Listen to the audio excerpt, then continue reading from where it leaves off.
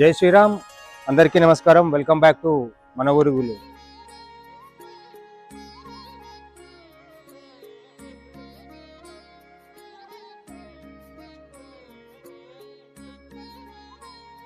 ఎట్లున్నారు అందరు? మస్తుగా ఉన్నారా?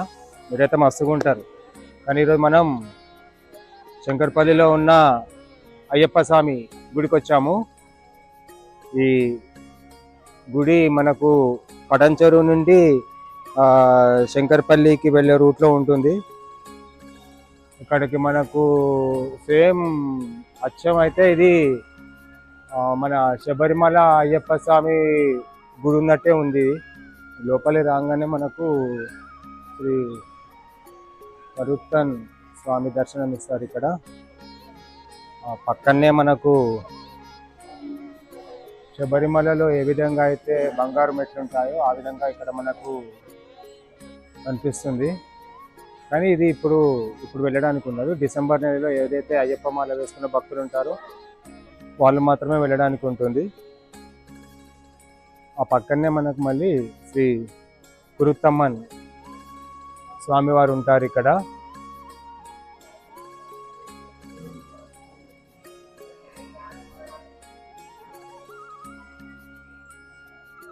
ఇప్పుడు మనం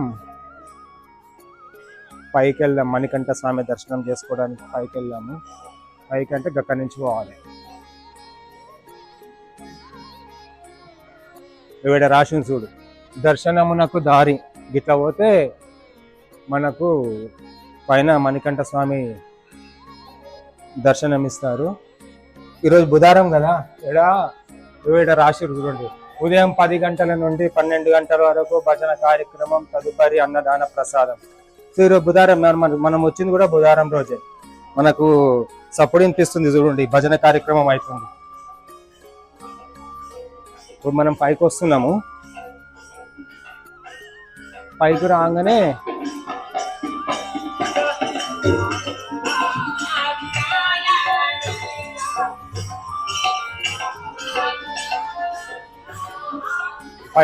ఇక్కడ మనకు గణపతి దర్శనం ఇస్తారు, విఘ్నేశ్వర స్వామి.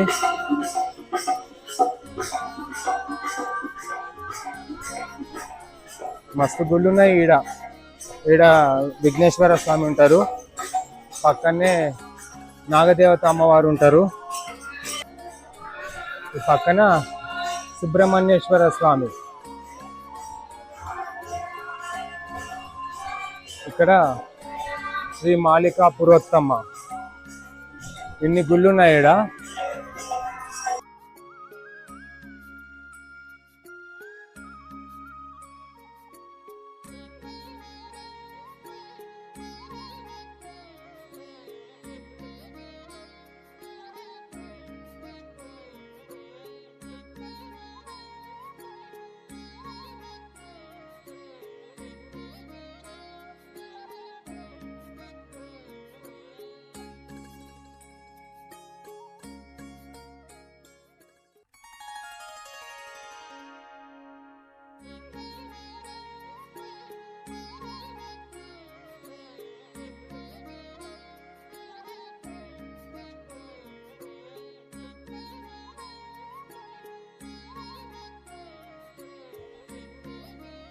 భూతనాథ సదానంద సర్వభూత దయాపర రక్ష రక్ష మహాబాహో శాస్త్రే తుభ్యం నమో నమః. స్వామి శరణం. ఇక్కడ శంకరపల్లిలో గత 2 సంవత్సరాల క్రితం 2023 జూన్ 1వ తారీఖున శాస్త్రీయంగా చాలామంది వేద బ్రాహ్మణోత్తముల చేత, ఒక 50 మంది వేద బ్రాహ్మణోత్తముల చేత విశేషంగా సప్తాహం అంటే 7 రోజుల పాటు విశేషంగా పూజలు జరిపి స్వామిని ఇక్కడ మంత్రోక్తంగా ప్రతిష్ఠ చేయడం జరిగింది. అంటే అయ్యప్ప స్వామి యొక్క విశేషం ఏమిటి అని అంటే, ఎక్కడ అయితే అయ్యప్ప స్వామి ఉంటాడో అక్కడ హరులు ఇద్దరు కూడా ఉన్నట్టుగా మనకు శాస్త్రం చెప్తున్నటువంటి వచనం. అయ్యప్ప ఉన్నాడు అంటే ప్రత్యేకంగా పరమేశ్వరుడు, ప్రత్యేకంగా మహావిష్ణువు అవసరం లేదు. ఆ ఇద్దరి యొక్క సమాగమ స్వరూపమైనటువంటి ఆ అయ్యప్ప స్వామి ఇక్కడ శంకరపల్లిలో గత 2 సంవత్సరాలుగా అందరి సేవలు, అందరి పూజలు అందుకుంటున్నాడు, అందరినీ అనుగ్రహిస్తూ ఉన్నాడు. ఈ దేవాలయము చాలా విశేషము. అంటే అన్ని అయ్యప్ప దేవాలయాల కంటే కూడా భిన్నంగా, అంటే ప్రతి దేవాలయంలో ఎక్కడ ఉన్నా కూడా తాంత్రిక విధంగా లేదా ఇంకో విధంగా పూజలు చేయడం జరుగుతుంది. కానీ మీరు చూస్తే కనుక ఈ దేవాలయం కేవలం కట్టడం మాత్రమే శబరిమల లాగా ఉంటుంది. ఇక్కడ స్వామికి జరిగేటువంటి కైంకర్యాలు, అర్చనలు, అభిషేకాలన్నీ కూడా వైదికంగా చాలా చక్కగా చేయడం జరుగుతుంది. స్వామివారికి ప్రాతకాలము 5 గంటలకు సుప్రభాత సేవ, 5:30 నుంచి 7 గంటల వరకు హారతి, అభిషేకము, హారతి, అలంకరణ, మంగళహారతి అన్నీ కూడా జరిగి మధ్యాహ్నం 12 గంటలకు మరలా మహానివేదన చేయడం జరుగుతుంది. మరలా 7 గంటలకు అంటే సాయంత్రం 7-7:30 గంటలకి స్వామివారికి మరి ప్రదోషకాల పూజ, 8 గంటలకు హరివరాసనం చేయడం జరుగుతుంది. ఎట్లాగైతే ఇక్కడికి వచ్చినటువంటి భక్తులందరూ కూడా స్వామిని శబరిమలలో చూసినట్టుగా ఉంది అని చెప్పి మాకు చాలామంది చెప్తారు. ఇక్కడ విశేషం ఏమిటంటే, అంటే మేము దగ్గర నుంచి రోజు చూస్తాం కాబట్టి స్వామివారి యొక్క మహిమ చాలా అపారమైనటువంటి మహిమ.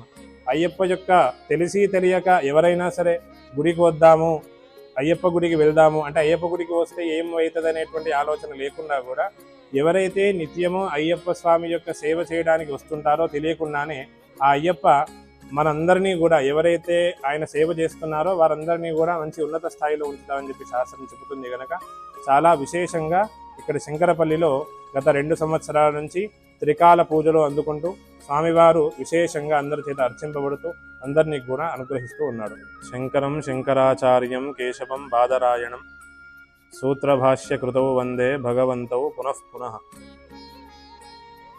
ద్వాపర యుగంలో, అంతకుముందు త్రేతాయుగంలో రామచంద్ర పరబ్రహ్మ దేనికైతే అవతారాన్ని తీసుకున్నారో అదేవిధంగా ద్వాపరయుగంలో కృష్ణుడు, కలియుగంలో ఎవరు పరమేశ్వరుని యొక్క అంశ చేత ఆదిశంకర భగవత్పాదుల వారు కాలడి క్షేత్రంలో కేరళ ప్రాంతంలో జన్మించినారు. వారి యొక్క జననం యొక్క లక్ష్యం ఏమిటంటే కేవలం సనాతన ధర్మాన్ని కాపాడడం మాత్రం. వారు చేసినటువంటి అనేకమైనటువంటి రచనలలో ఒక విషయం మనకు ఏం తెలియవస్తున్నది, మీరు ఏది పురాణ గ్రంథం తీసి చూసినా కూడా భగవద్గీత కావచ్చు, రామాయణ మహాకావ్యం కావచ్చు, మీరు ఏది వేదంలో అయినా సరే మీకు అంతిమంగా మన లక్ష్యం ఏమిటి అంటే పరబ్రహ్మను చేరుకోవడం అనేటువంటిది అంతిమ లక్ష్యం. భగవద్గీత 18 అధ్యాయాలు, అట్లాగే అయ్యప్ప స్వామి వారి యొక్క సోపానాలు 18. అంటే భగవద్గీత యొక్క సారమంతా కూడా ఈ మండలం కాలం పాటు అయ్యప్ప యొక్క దీక్ష తీసుకుంటే మనకు తెలియవస్తుంది. అంటే ఈ 41 రోజులు 48 రోజులు ఏదైతే మండల కాలం మన దీక్ష తీసుకుంటున్నామో, ఈ దీక్ష తీసుకొని మనము కామక్రోధ లోభ మోహ మదమాత్సర్యాలు అనేటువంటి అరిషడ్ వర్గములను, అరి అంటే శత్రువులు అని అర్థం. కలియుగంలో రాక్షసులు ఎక్కడున్నది ఉపాధి అంటే, మనకు ప్రత్యేకంగా రాక్షసులు కత్తులు పట్టుకొని మన మీద యుద్ధానికి రారు. భగవంతుడు కలియుగంలో రాక్షసులను ఎక్కడ ఉపాధి కల్పించినాడు అంటే మనిషి యొక్క మనస్సులోనే. అంటే మనలో వచ్చేటువంటి ఆలోచనలే మనకు శత్రువులు, అరిషడ్ వర్గములు అని అంటారు వాటిని. అవన్నిటినీ కూడా అదుపులో ఉంచుకొని నిష్ఠగా స్వామివారి యొక్క సేవ చేస్తూ మండల కాలం పాటు దీక్ష చేసి అష్టాదశ సోపానాన్ని 18 మెట్లను ఎక్కి మనం స్వామివారి దగ్గరికి చేరుతాం. అంటే ఈ 18 సోపానాలు ఎందు గురించి అంటే ఒక్కొక్క సోపానానికి ఒక్కొక్క గుణాన్ని, చెడు గుణాన్ని మనము స్వామివారికి విడిచిపెట్టినాము. కామము, క్రోధము, లోభము, మోహము, మదమాత్సర్యము, అహంకారము, దర్పము, ఇవన్నిటినీ కూడా దుర్గుణాలన్నింటినీ కూడా విడిచిపెట్టి చివరికి మనం స్వామివారి దర్శనానికి పైకి వెళ్తే స్వామివారి యొక్క ముఖద్వారం పైన తత్వమసి అని చెప్పి రాసి పెడతారు. ఆ తత్వమసి అని అంటే అర్థం, ఆ యొక్క దానికి అర్థం తెలిస్తే మన జీవితం అంతా కూడా సాఫీగా సాగిపోతుంది.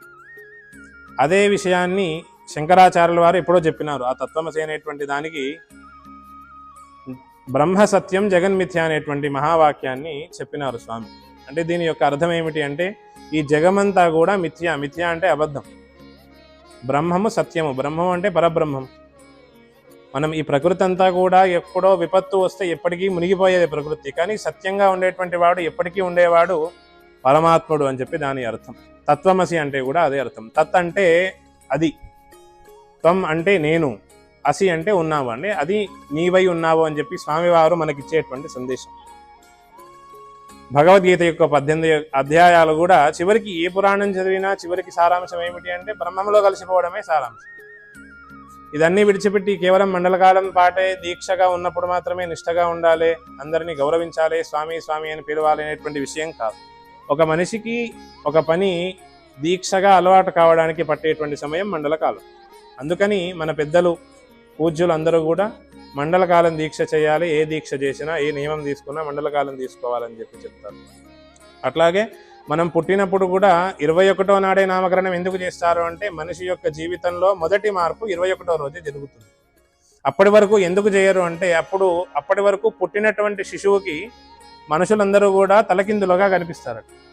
21వ రోజు నుంచి అందరూ కూడా సరిగా కనిపిస్తారు. అందుకని ఆ రోజే వాడికి నామకరణం చేయడము సంస్కారం అనేటువంటిది అప్పుడు మొదలవుతుంది. కాబట్టి మన పెద్దలు ఎంతో విశేషంగా ఇవన్నీ కూడా భగవద్గీత చదువుతున్నామా లేదా, ఇప్పుడు పిల్లలు భగవద్గీత చదవట్లేదు, గుళ్ళలకు పోతే ఫోటోలకే వస్తున్నారు తప్ప ఇంకే మరి భగవంతుని చూడాలి భక్తితోని కూడా ఎవరు రావట్లేదు. కారణం ఏమిటంటే తల్లిదండ్రులు చెప్పట్లేదు. నా కొడుకు అమెరికాలో ఉన్నాడు, అక్కడున్నాడు, ఇక్కడ గొప్పలు చెప్పుకుంటున్నాడు తప్ప మరి నా కొడుకు ఇట్లా రోజు విధంగా బుధవారం అయ్యప్ప గుడికి వెళ్తాడు, శనివారం ఆంజనేయ స్వామి గుడికి వెళ్తాడు, గురువారం దత్తాత్రేయ స్వామి గుడికి వెళ్తాడు, సోమవారం శివాలయానికి వెళ్తాడు అని ఎవరు చెప్పట్లేదు. కారణం ఏమిటి అంటే తల్లిదండ్రులకు కూడా వారి తల్లిదండ్రులు చెప్పకపోవడమే కారణం. మన సనాతనమైనటువంటి ధర్మం ఎంత గొప్పది అంటే ఒక పనికి ఒకటి ఇంటర్లింక్గా ఉంటాయి. ఎప్పుడైనా కూడా సనాతన ధర్మంలో ఇది చేస్తే ఇది రాదు అనేటువంటి విషయం లేదు. ప్రతి ఒక్క దాంట్లో కూడా పరమాత్మని చూడమని చెప్తున్నారు.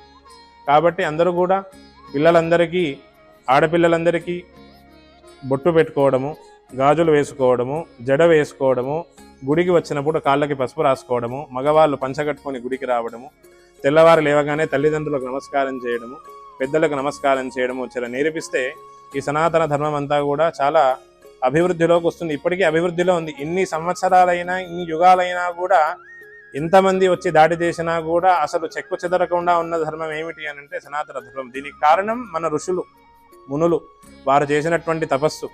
ఆ పరమాత్ముని ఎట్లా చేరుకోవాలి, నానా రకాల మార్గాలు ఉన్నాయి. తపస్సు ద్వారా చేరుకోవచ్చు, భజన ద్వారా చేసుకోవచ్చు, నామ సంకీర్తన ద్వారా చేర్చుకోవచ్చు, పూజ ద్వారా చేర్చుకోవచ్చు, ప్రేమతో కూడా భగవంతునికి దగ్గర కావచ్చు.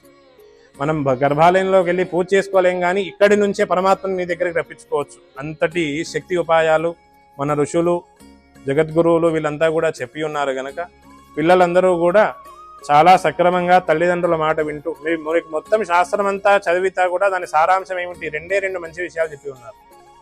నువ్వు భగవంతుడు అర్చన చెయ్యకపో, నువ్వు భగవంతుని నమ్మకపో, కానీ 2 విషయాలు మాత్రం ఖచ్చితంగా ఇది చేస్తే సరిపోతుంది, అన్నీ కూడా వస్తాయి. దాని ఏమిటి అంటే 1 ధర్మాన్ని ఆచరించడం, 2 పరోపకారం చేయడం. పరోపకారం చేయడము చాలా విశేషమైనటువంటి ప్రక్రియ. కనుక ఎవరినైనా పెద్దవాళ్ళని గౌరవించండి, తల్లిదండ్రులకు నమస్కరించండి. ఈ తల్లిదండ్రులు ఎట్లా అయితే కొడుకుని చూస్తారో ఆ కొడుకు, వాడికి పుట్టినటువంటి కొడుకు ఎవరైతే ఉంటారో వాడు కూడా అట్లాగే చూస్తారు తల్లిదండ్రులు. ఇవాళ తల్లిదండ్రులు సరిగా చూడలేదనుకోండి, వీడికి రేపు పెళ్ళి అవుతుంది, వీడికి రేపు పిల్లలు పుడతారు, వాడు కూడా అదే అనుభవిస్తాడు. అంటే కర్మ ఖచ్చితంగా ఇవాళ రేపో 2 రోజులు ఆలస్యం అవుతుంది ఏమో తప్ప ఖచ్చితంగా కర్మ అనుభవించాల్సినటువంటి విషయాన్ని పిల్లలకు మనమే చెప్తాం. ఇవాళ మనకు 1 కోటి రూపాయలు వస్తున్నాయి, ఇవన్నీ చంపేస్తే అంటే చంపేస్తున్నాం, దాని తర్వాత పర్యవసనం ఎట్లా అనేటువంటిది ఆలోచన రావట్లేదు. కాబట్టి పిల్లల్లో విజ్ఞానము, భగవద్గీత, దేవాలయాలకు వెళ్ళడము, పెద్దల్ని గౌరవించడం నేర్పించండి. ఈ సనాతన ధర్మానికి వారధులు పిల్లలు మాత్రమే. ఇప్పుడు పెద్ద మనుషులు ఏమీ చేయలేరు, పిల్లలకు మంచి విషయాలు చెప్పడం తప్ప పెద్దలు చేసేటువంటి పని ఏమీ లేదు. రాబోయే తరం సనాతన ధర్మానికి వారసులు ఇప్పుడు వచ్చేటువంటి యువకులం. కాబట్టి ఆ యువకులకు అందరికీ కూడా సనాతన ధర్మం యొక్క విశేషము, అది అమృతతుల్యము. సనాతన ధర్మం అంటే అమృతం. ఏ ధర్మానికి లేనటువంటి గొప్పతనము, ఇన్ని సంవత్సరాలైనా ఇన్ని యుగాలైనా కూడా ఇప్పటికీ సనాతన ధర్మం అందరూ మూకుమూడిగా అందరూ కలిసి సనాతన ధర్మం, ఎవరైతే హిందువులు ఉంటారో వాళ్ళ మీదనే దాడి చేస్తున్నారు. ఇంత జరిగినా కూడా సనాతన ధర్మం ఇప్పటికీ మన భారతదేశంలో ఉంది అంటే అర్థం ఏమిటి అంటే ఈ యొక్క ధర్మానికి ఉన్నటువంటి బేస్మెంట్ ఏదైతే పునాది ఉంటుందో అది చాలా దృఢంగా ఉంటుంది. సనాతన ధర్మం చాలా గొప్పది. పిల్లలకు భగవద్గీత చెప్పండి, పురాణ శ్లోకాలు చెప్పండి, సుమతీ శతకాలు చెప్పండి, నరసింహ శతకాలు చెప్పండి. ఇట్లా వీటి గురించి చెప్పండి. ఛత్రపతి శివాజీ గురించి చెప్పండి, పరమేశ్వరుని గురించి చెప్పండి, దేవతల గురించి చెప్పండి. మీ పెద్దవాళ్ళ గురించి చెప్పండి. అంతే తప్ప వాడెవడో మంచి చేసినాడు, వీడెవడో మంచి చేసినాడు అని చెప్పి వేరే దేశస్థుల గురించి మనకు చెప్పుకోవాల్సినటువంటి గతి మనకి ఇంకా పట్టలేదు. మన దాంట్లోనే చాలా గొప్ప గొప్ప వాళ్ళు ఉన్నారు. అమృతస్య పుత్ర అని చెప్పినాడు వివేకానందుడు. మీరెవరు అనంటే, నేను శృణ్వంతి విశ్వే అమృతస్య పుత్ర అని చెప్పి అన్నారు. అంటే నా యొక్క పూర్వీకులు ఎవరు అంటే ఋషులు. మేము మీలాగా ఎవరెవరైతే అసలు బేస్మెంట్ లేనటువంటి వాళ్ళందరూ కూడా మామతం గొప్ప అని చెప్పేటువంటి రోజులలో మేము ఋషులకు మునులకు సంతతి కలిగినటువంటి వాళ్ళం. మేము అమృతంతో సమానం. మేము అమృతస్య పుత్ర, మేము చాలా గొప్ప వాళ్లకు సంతతి కలిగినటువంటి వాళ్ళము. కాబట్టి మమ్మల్ని కొట్టేటువంటి ధర్మము ఇంకా పుట్టదు అని చెప్పి వివేకానందుల వారు ఒక సందర్భంలో చెప్పి ఉన్నారు కనుక మన సనాతన ధర్మం చాలా గొప్పది. దాన్ని ఆచరించండి, పరులకు ఉపకారం చేయండి, స్వామి యొక్క అనుగ్రహాన్ని పొందండి, భగవత్ తత్వాన్ని తెలుసుకోండి. శివునికి బిల్వపత్రి ఇష్టమానంగానే 1,00,000 బిల్వపత్రి పోయడం కాదు. బిల్వపత్రి ఎందుకు వేయాలి? ఒక బిల్వపత్రి భక్తితో పెడితే సరిపోతుంది కదా. పూజ చేయాలంటే భక్తి శ్రద్ధగా మాత్రమే ముఖ్యం. మీరు ఏ వస్తువులు తెచ్చినారనేటువంటి పరమేశ్వరుడు చూడడు. కాబట్టి భక్తితో శ్రద్ధగా గుడికి రండి, స్వామివారి యొక్క దర్శనం చేసుకోండి. ఎటువంటి లౌక్యమైనటువంటి చింతనలకు వెళ్ళకండి. ఇక్కడ ఉన్నంతసేపు భగవంతుని యొక్క తత్వాన్ని తెలుస్తూ భగవంతుని భక్తితో ప్రార్థన చేయండి. మీ యొక్క జీవితాలన్నీ కూడా సుగమమైపోతాయి, శుభంగా ముగుస్తాయి. స్వామియే ఈ శరణమయ్యప్ప.